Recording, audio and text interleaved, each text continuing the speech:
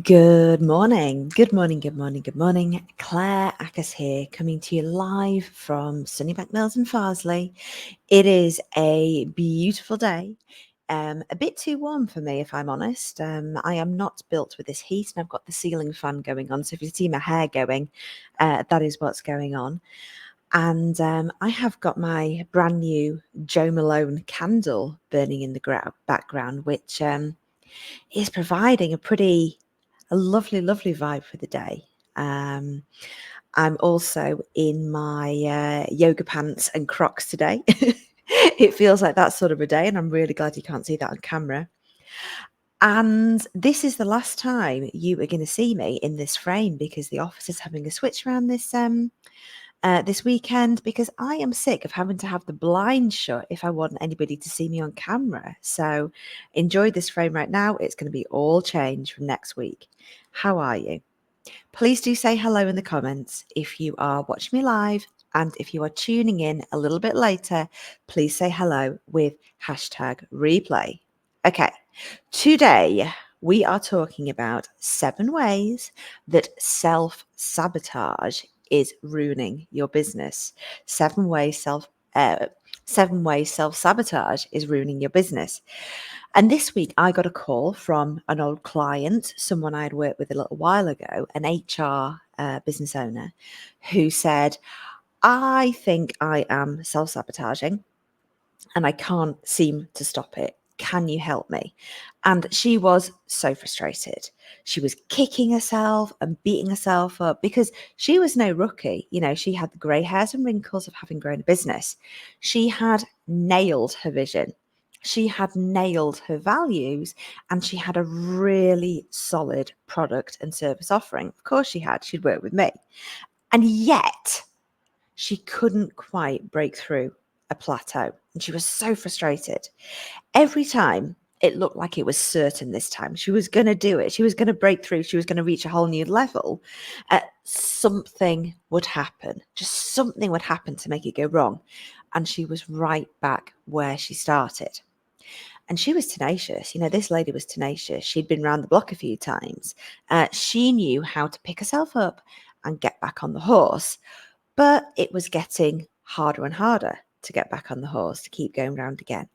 And she was starting to lose the faith that it was ever going to happen for her. And she was bob on, you know, she was 100% correct. It was absolutely self-sabotage at play for her. So today's conversation, this is the story of what we did, the work that we did together to help her to recognize what was going on, to help her recognize the patterns, how she was self-sabotaging, why she was doing it, and most importantly, what to do about it. My name is Claire Ackers. I help female entrepreneurs grow authentic and aligned businesses. And there is no greater joy in my life than helping women break through the self-sabotage, the imposter syndrome that is keeping them small. So what is self-sabotage? Well, self-sabotage is when you achieve some measure of success. You've got an opportunity, something happens, and for a time, it feels great. You're like, yes, I did it. I'm proud. This is it. Woo! It all gets to change from here. And you're basking and you're enjoying the thing. But that success, it does not fit with your programming. You don't feel comfortable. It just doesn't feel right. You feel exposed and you feel unsafe. You feel vulnerable. And so something happens to mess it up. Something goes wrong, or somebody or something pops up out of the woodwork to reinforce that doubt that you have, consciously or subconsciously, or you even deliberately take action to sabotage the thing. Whichever it is, the net result is the same. You end up back in your comfort zone, in that familiar, even if it's not serving you. And the really insidious thing about self-sabotage is that now you have evidence to back it up, that it is not safe for you to do the thing. And then your saboteur gets to be right, to be able to show you proof that you're a fraud, that you have got no business doing the thing, that your success is a fluke, that you are not worthy. So these are the 7 signs that you might be self-sabotaging in your business. And I would love to know what resonates. So either drop me a comment or drop me a private message to let me know which one resonates with you. So the first one is just like the example I just shared. When you have pulled off something amazing, yay, go you. And for a moment, it feels amazing. You feel invincible. You feel like this time it's going to be different. You've smashed the thing. You've proven that you can do it. You've nailed it. But then something goes wrong. Good example of this is I had a client last year and we did some really good work on her money story. She was in some really unhealthy money stories and patterns of self-sabotage. It's not safe for me to be wealthy. I've always got to work like a dog. I can never relax and enjoy my money. What it meant for her to be a wealthy woman. And she absolutely nailed it. She made a ton of cash as a result of the work that she was doing. But she got really excited. She got overexcited and she spent it. She absolutely blew the lot. And it wasn't on stupid stuff. It was stuff like she needed for the family. You know, she'd been putting up with an old sofa. They hadn't been on holiday for years. She spent it on really, really good stuff. But what happened is because she self-sabotaged in this way, when the VAT man came around, she didn't have the money to do that. And she ended up feeling awful. She'd self-sabotaged and blown all this money. And because of that, she ended up in a pickle and right back where she started. Number 2, the second sign of self-sabotage is procrastination. So procrastination comes into self-sabotage. It's where you've got an opportunity to shine. You know, something's been handed you, you've got an opportunity. Somewhere where you've got a chance to show what you can do. But because it doesn't quite feel right, you leave it to the last minute and then do a rush job. It's okay, you know, it's okay, but you don't do yourself justice. Maybe a client asks you to pitch for something and you put it off and you put it off and you know you've got to do it. It's hanging over you. You know you're going to do it, but you leave it to the last minute. And so you produce something, you know, you get the proposal and you get the brief, you get the report done. But because you have done it at the last minute, it's not as good as you could have produced if you'd left yourself enough time to kind of really, really go for it. And then, of course, you do a rubbish job that doesn't do yourself justice, and then you don't win the thing. Self-sabotage. Number 3, the third sign that you are self-sabotaging is being a perfectionist. So maybe you are obsessing with the formatting on something. Maybe you are spending so much time getting the font right or the positioning of something that you are not actually getting it out the door. I had this with somebody recently who had this great idea for a really, really brave and vulnerable LinkedIn post. You know, she wanted to share something that was really important to her, but she was messing around with the wording, you know, really, really messing around with the wording and the photo that went alongside the post, that she was just absolutely paralyzed by trying to get it right. And so she never actually ended up doing the thing and posting the thing. Self-sabotage. Number 4, the fourth sign that you are self-sabotaging is numbing and distracting yourself. A really good example of this is doom scrolling on social media. You know, it's like you're being the night watchman of the tribe.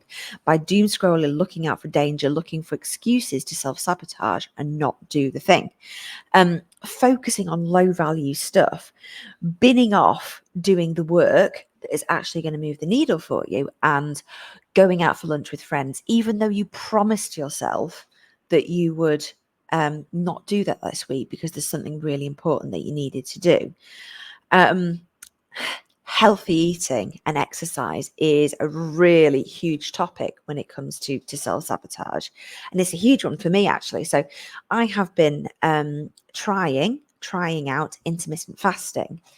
And it's good. It's been going well. However, on a tough day, and I have been really out of my comfort zone recently, I need crisps. I have a really good day, and then it gets to the evening and all I want is crisps. I turn into a salt craving monster. Um, and even though future Claire is disappointed in me, even though I know exactly what is going on, I seem to be unable to stop myself self-sabotaging and reaching for the share bag of crisps. Because that part of me that is craving that distraction, that numbing, that short-term comfort, that version of Claire wins all too often for my liking. Please let me know if you resonate with this one. That is not just me that does this one. The fifth sign of self-sabotage is when you ignore your instincts and do the wrong thing for you. Your gut is screaming at you that this isn't right for you, and yet you can't seem to stop yourself doing it anyway. For example, deciding to raise your rates, and then when it comes to crunch time, talking about your numbers, you wuss out at the last minute and backtrack and self-sabotage. Or you get sucked in by investing in the wrong thing that you know is wrong for you, but you can't seem to help yourself getting sucked in and saying yes. I had a client recently who was offered what looked like a really tempting offer for her business. It looked like on paper a certain tempting, easy path to wealth and working with bigger and better clients for her, by collaborating on some stuff. But it was a rotten deal.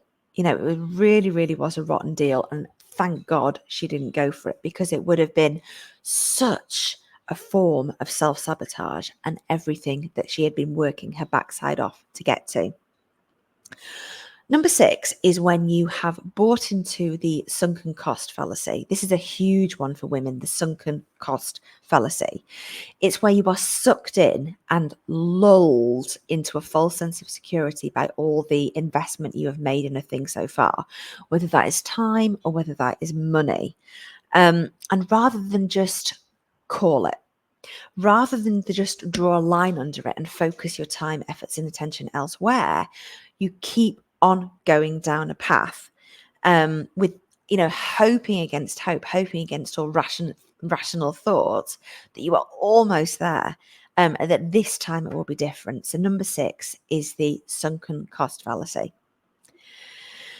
And then finally, number 7 is when you give away all your power because you are triggered by somebody else's saboteur. Now, this gets an honorable mention because it's a sneaky one. It's a really, really sneaky one. This is where somebody else's stuff triggers you. Somebody else, somebody you often respect, somebody whose judgment you trust, says something like, "Oof, you've changed. What's going on with you?" Or, "Oh my gosh, you're charging how much?" Or something like that. And whilst it is very much their stuff, not yours, and that's a conversation for a different time, the self-sabotaging part comes in because you are triggered by their saboteur. If you were 100% confident in your plan, you would be able to brush it off like dust off your shoulder. But because it is a secret worry that you have, it triggers you, and your saboteur ends up starting to run the show, and you end up giving up on the thing that you were doing because you start thinking, oh, maybe they're right. Maybe I should listen to them. Maybe I shouldn't do the thing. So why do we do this? Why do we self-sabotage? If we have all this knowledge, if we have all this self-awareness, why do we end up self-sabotaging? Well, simply put, we end up trading long-term hope for short-term certainty. Long-term hope for short-term certainty. And as entrepreneurs, we have got to believe in that long-term hope, right? The potential for huge rewards, huge riches, recognition, creation of legacy, massive impact, the creation of the dream life for ourselves and for our family. We have got to be magicians and believe in our ability to pull rabbits out of hat and make things happen against all hope, to be total warrior queens and do this repeatedly. It's not just a one and done. We've got to do this repeatedly every day to keep on choosing ourselves and keep on choosing the dream. And the flip side of this potential for huge rewards is huge risk. It's scary. It is really, really scary. We could fail. We could absolutely end up with egg on our face and looking stupid, getting it wrong. There's a very real possibility that you could lose all your money and end up on the street. Public humiliation. You could be rejected. You could look stupid. You could get it wrong. The sheer horror of being judged by your peers, by people you respect, by strangers on the street who have no idea who you are. As human beings, we will do anything. We will tolerate anything to avoid the pain of change, the pain of that uncertainty. Because your number one directive at all times is to stay alive. It's to belong. Your body and your mind is wired to keep you in the familiar, in your comfort zone, because then you are not going to get eaten by a saber-toothed tiger. And of course, in modern life, these are paper tigers, but the peril and the uncertainty and the perceived threat is still real. And that is why you can only achieve to the level to which you believe you are capable of.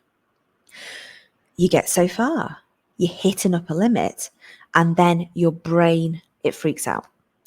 Enter that self-sabotage. Back into that familiar.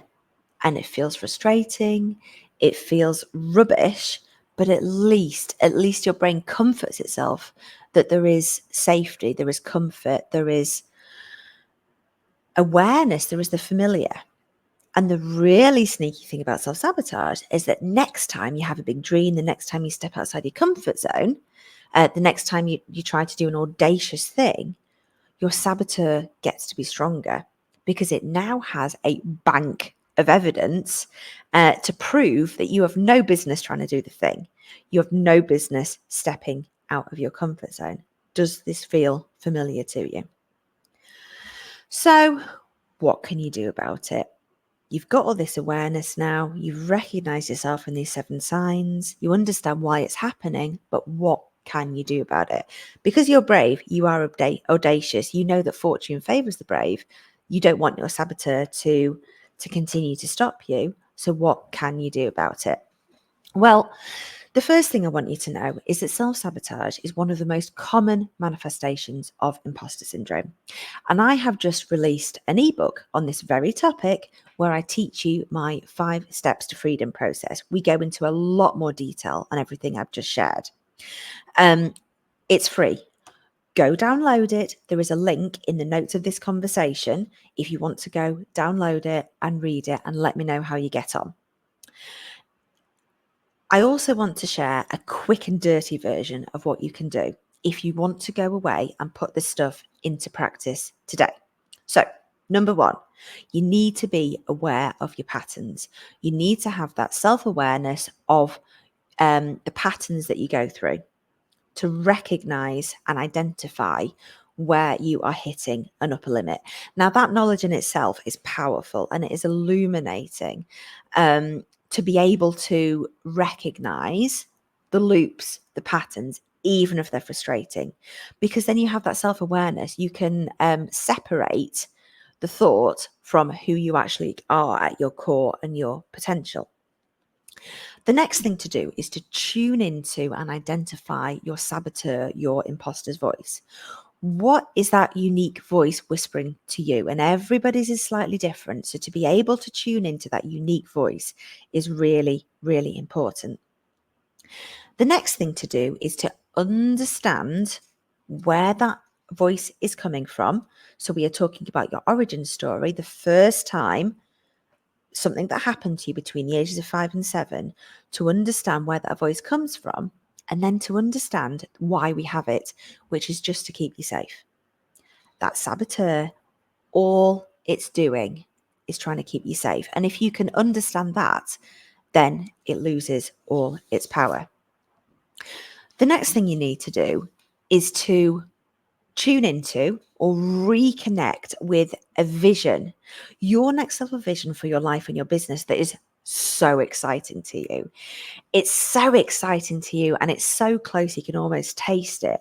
And it feels so much like yours, and you just identify with it, and it just makes your whole body, you get the goosebumps and tingles, you get every cell in your body just flooded with the excitement of what life would be like if you claim that next step, that you can't help but take massive action to step outside your comfort zone and get you there. And then once you've tuned into that vision, you need to pick a new supportive belief. So if you can identify that old voice, that old saboteur's voice, pick a new belief that is the polar opposite. It doesn't need to feel true yet.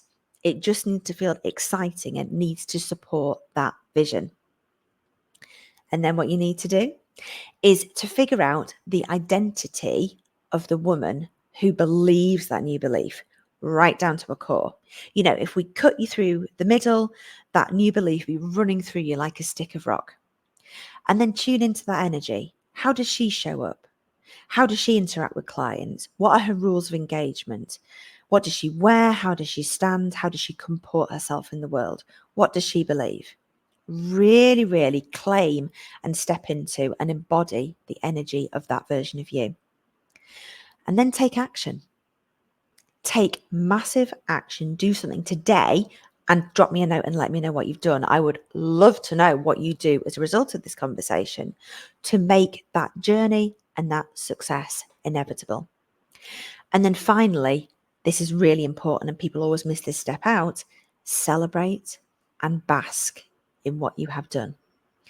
A, because it feels amazing, and B, because you are creating a new bank of evidence so that next time you step out your comfort zone and your saboteur tries to rise up to try and stop you, you have got a new bank of evidence that you can do the thing and it does feel amazing and you can break through that upper limit.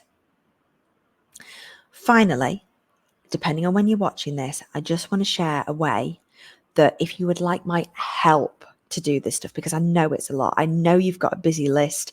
I know you've got a million different things that you can focus on at the moment. And it is hard to make time to do this stuff. And so next week, so depending on when you're accessing this conversation, it's the week commencing the 1st of July, I am kicking off a brand new cohort of my Imposter to Impact Academy. This is a small group cohort of incredible women where I'm going to take you through my framework to put this stuff into action. It's a short, sharp, intensive program, high touch, where I'm going to be giving you my personal attention to not only identify your particular brand of saboteur, but to reprogram it so it never needs to stop you, and then to create a blueprint to reach that next level. It's a really high impact course and I love teaching it. Now, if you would like my help, if you think this sounds like you, send me a message. Don't delay because we are starting very soon. But either way, go do this work. This is the game-changing work when you get your head around this stuff. Please let me know how you get on. Thank you so much for being here. I really, really do appreciate it. And I will see you very soon.